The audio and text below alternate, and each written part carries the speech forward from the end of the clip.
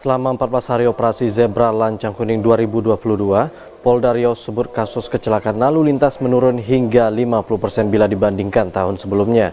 Pada operasi Zebra tahun ini, Polda Riau mencatat hanya 11 kasus kecelakaan lalu lintas di Riau.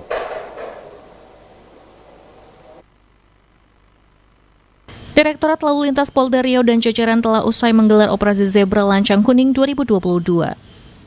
Melalui penegakan hukum yang dilakukan selama 14 hari operasi, Polda Riau menindak sebanyak 21.073 pengendara yang melanggar lalu lintas yang terdiri dari 13.469 berupa teguran dan 7.600 penindakan e-tilang. Diakui Polda Riau, penindakan pada operasi Zebra Lancang Kuning tahun 2022 menurun dibandingkan operasi Zebra tahun 2021 lalu. Kabid Humas Polda Riau Kombes Pol Sunarto mengatakan, selain jumlah penindakan yang menurun, angka kecelakaan lalu lintas selama 14 hari operasi Zebra Lancang Kuning 2022 berlangsung juga menurun sebesar 50%. Polda Riau mendata ada sebanyak 11 kasus kecelakaan lalu lintas yang terjadi di Riau selama 14 hari. Dengan rincian korban meninggal dunia sebanyak 5 orang, luka berat 3 orang, dan luka ringan 8 orang. Sementara kerugian materi mencapai Rp21.400.000, menurun sebesar 86% dibandingkan tahun lalu. Tadi jelaskan hasil operasi Lancang Kuning 2022 ini, Pak.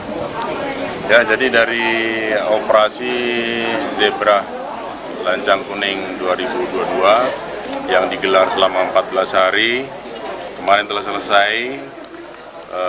Kemudian untuk hasilnya rincian sebagai berikut bahwa data kecelakaan selama operasi dibandingkan dengan periode yang sama sebelumnya itu turun 50%, dengan rincian korban meninggal itu turun 25%, kemudian luka berat turun 79% dan luka ringan turun 56%. Sedangkan kerugian materi 24.400.000 itu turun sebanyak 86%.